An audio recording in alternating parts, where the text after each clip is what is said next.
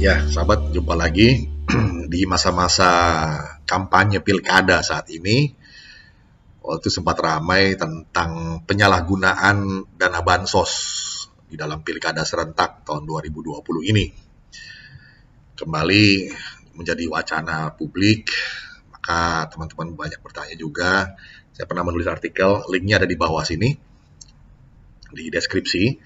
Judulnya ini, menyalahgunakan dana bansos untuk kampanye pilkada adalah pengkhianatan demokrasi oleh petahana utamanya.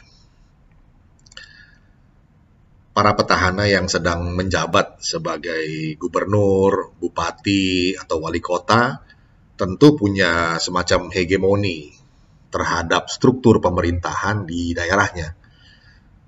Maka mana ada bawahan berani mengkritisi kepala daerahnya. Apalagi di banyak daerah ditengarai budaya feodalistik masih kuat, mencengkram.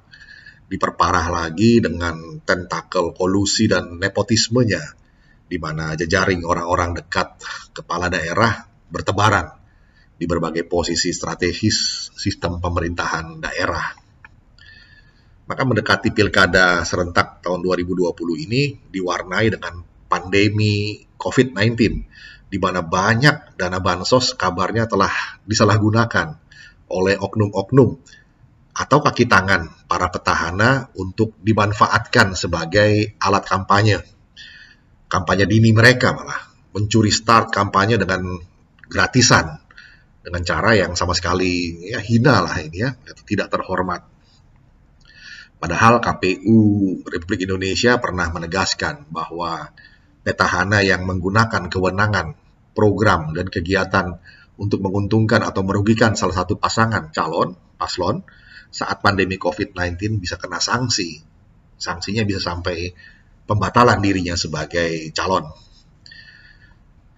Seperti diketahui, sejumlah petahana menempel foto dirinya pada bantuan sosial yang terkait wabah virus corona, atau dengan tanpa tahu malu mengklaim bansos tersebut adalah inisiatif dirinya, atau partainya, atau ormasnya.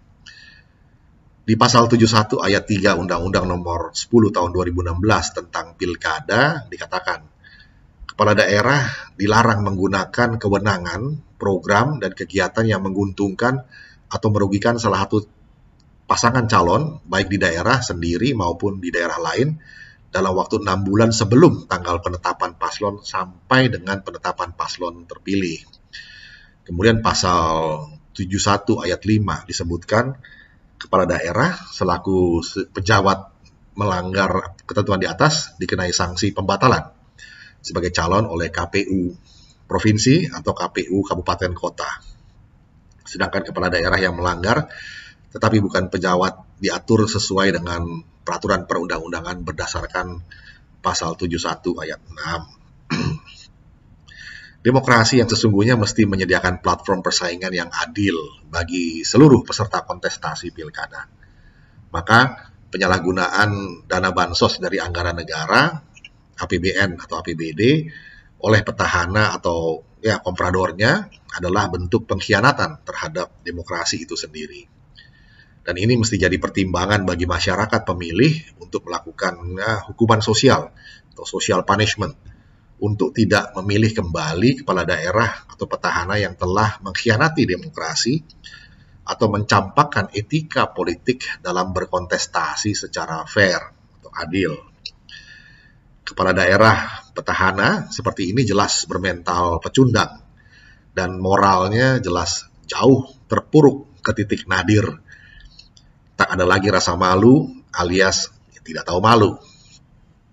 Dengan tersedianya berbagai macam media sosial yang ada dalam genggaman masyarakat pemilih, mestinya informasi kecurangan yang dilakukan oleh para petahana ini bisa didiseminasi atau sebarluaskan untuk mendidik masyarakat untuk tidak lagi memilih para pecundang politik yang telah menyalahgunakan bansos ini. Para pecundang politik seperti ini pastilah tidak pernah transparan dalam pengelolaan anggaran daerahnya. Banyak yang diselingkuhi dengan pengaruh hegemoniknya terhadap para bawahan. Hal lain yang juga mesti dicermati oleh masyarakat pemilih adalah soal kolusi dan nepotisme. Tandai saja mana kepala daerah yang rombongan keluarga besarnya, istri, suami, anak, ponakan, cucu lah, dan kerabat-kerabatnya telah dengan semena-mena didudukan dalam berbagai posisi jabatan, tanpa menghiraukan prinsip meritokrasi dan asas profesionalitas, apalagi menghormati tatanan berdemokrasi yang sejati. Paling-paling yang selama ini mereka kerjakan adalah model perkoncoan dan politik dinasti yang tanpa rasa malu. Segeralah akhiri kesewenang-wenangan brutal para petahana model begini. Jangan pilih mereka lagi, atau konco mereka yang didorong-dorong untuk maju menggantikan mereka. Jadikan Pilkada serentak 2020 sebagai pintu gerbang menuju tatanan demokrasi yang baru, yang jujur dan adil.